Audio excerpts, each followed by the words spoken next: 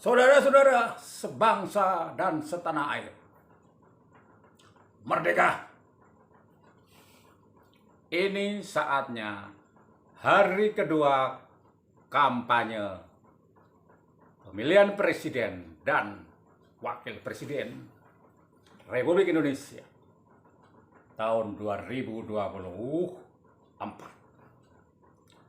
Kemarin kita sudah membahas tentang bagaimana posisi setiap warga negara Indonesia yang mempunyai hak pilih dan hak dipilih. Ternyata dari 275 rakyat Indonesia yang mempunyai hak untuk dipilih, yang maju hanya 4 orang.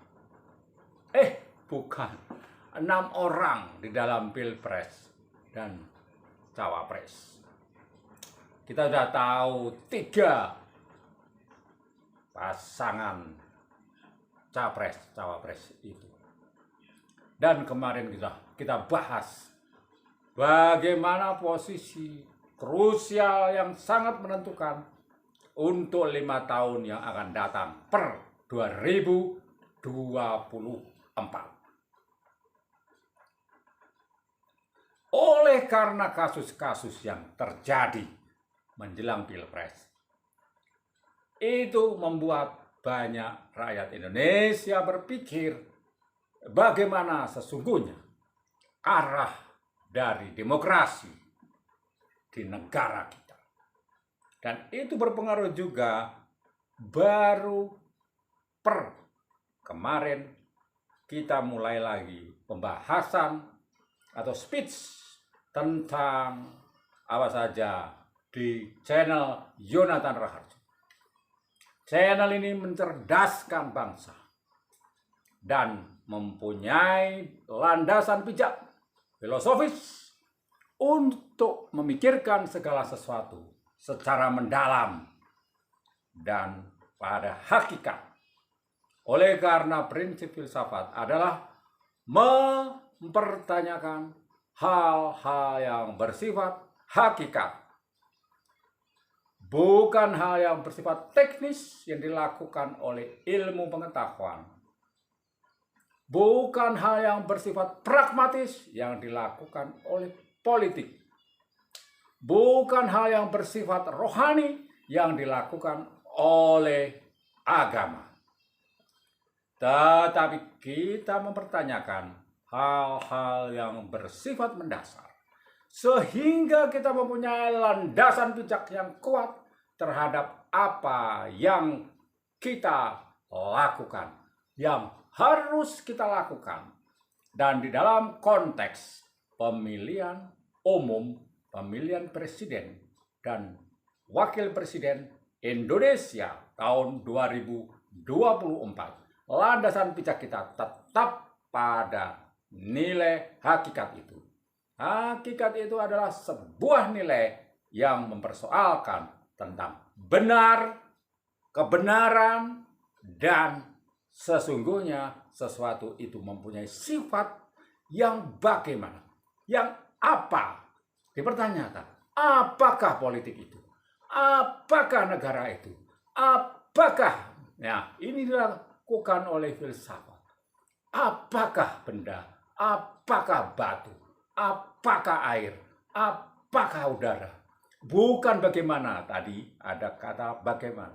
Yang bagaimana itu dilakukan oleh ilmu pengetahuan, termasuk tentang ilmu politik dan lain sebagainya. Sehingga kita dapat menjumpai pada kenyataan memperlakukan sesuatu dengan bagaimana baiknya negara ini, bagaimana baiknya perjalanan demokrasi kita, bagaimana pemilihan umum ini dapat berjalan dengan lancar, bebas kecurangan, dan damai. Tapi filsafat tidak demikian. Oleh karena yang dipertanyakan, dipermasalahkan, dan dipikirkan adalah tentang apa. Maka ketika ada perbedaan pendapat, menyikapi tentang demokrasi, tentang kemanusiaan, tentang keadilan di dalam konteks Pilpres ini, maka kita harus setback sejenak untuk mempertanyakan apakah sebetulnya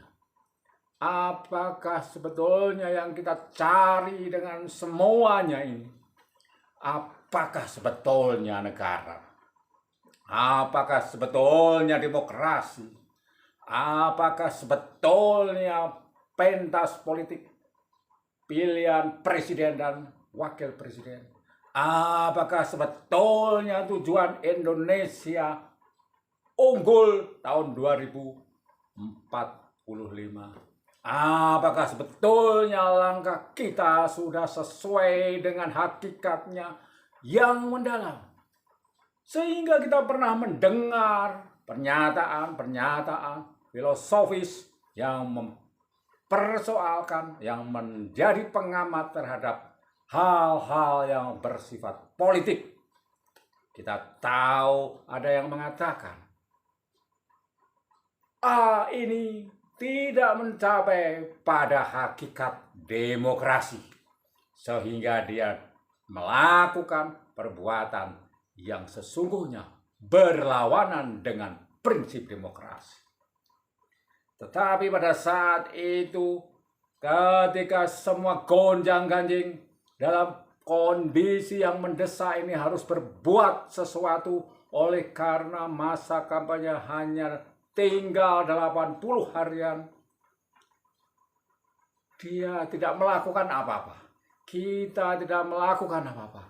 Tetap pada pengkritisan segala sesuatu, namun tidak melakukan keberpihakan oleh sebuah langkah praktis yang dibutuhkan terhadap penegakan demokrasi. Hal semacam ini, kalau ditinjau bahwa dasar pijakan dia adalah seorang filsafat, seorang filsuf, seorang yang menggeluti filsafat, itu dapat dimengerti. Karena memang panggilan dia adalah terus mempertanyakan tentang apa dan kebenaran hakikatnya. Tetapi kepada hal-hal sebagai hal yang bersifat praktis, terkadang kita harus sejenak melakukan suatu langkah.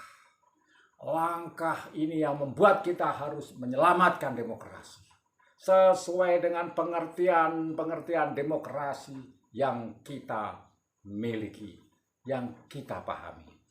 Nah, oleh karena itulah, di dalam masa kampanye ini, dalam masa 2 kali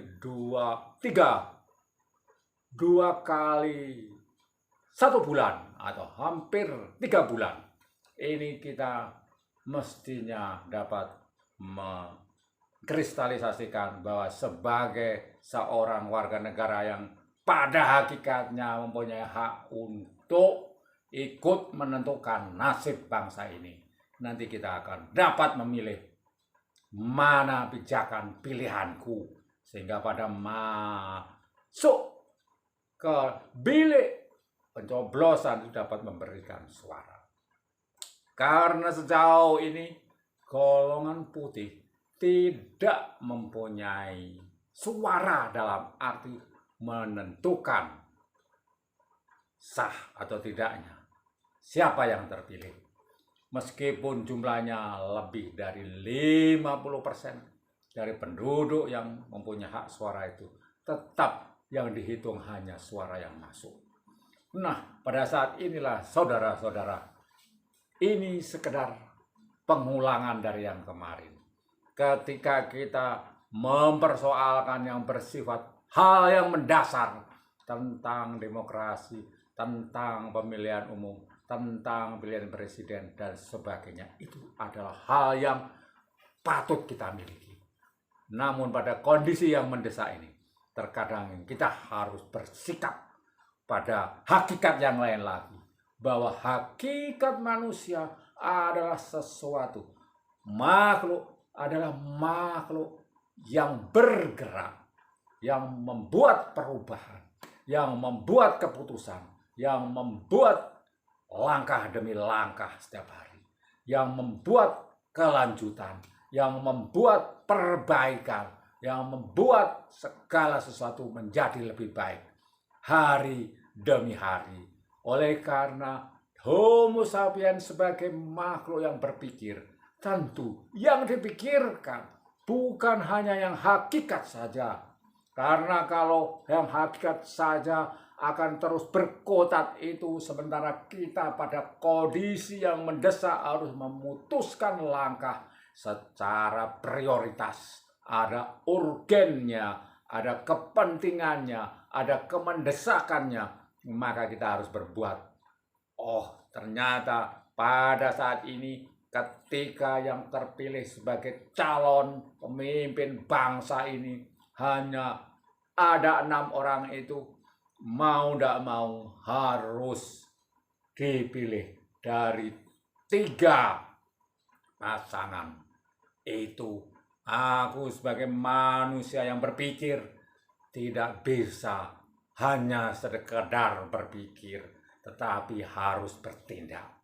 Semuanya merupakan hal yang saling melengkapi. Dikotomi terjadi dan ada hubungan di antara gelap dan terang, ada hubungan antara golongan putih dan yang berpihak memilih. Ada ruang di antara itu, dan ruang-ruang itulah yang membuat kita berpikir sebagai seorang Homo sapiens, makhluk yang berpikir. Ada kaitannya saling sebab akibatnya, sehingga kita punya sikap. Oleh karena ada sesuatu yang harus melibatkan peranku, walaupun itu hanya 1 suara, aku harus tetap melangkah sehingga lengkaplah pemahamanku tentang tentang hakikat kebenaran, hakikat demokrasi yang menjadi pemikiran demokrasi dalam filsafat dalam demokrasi.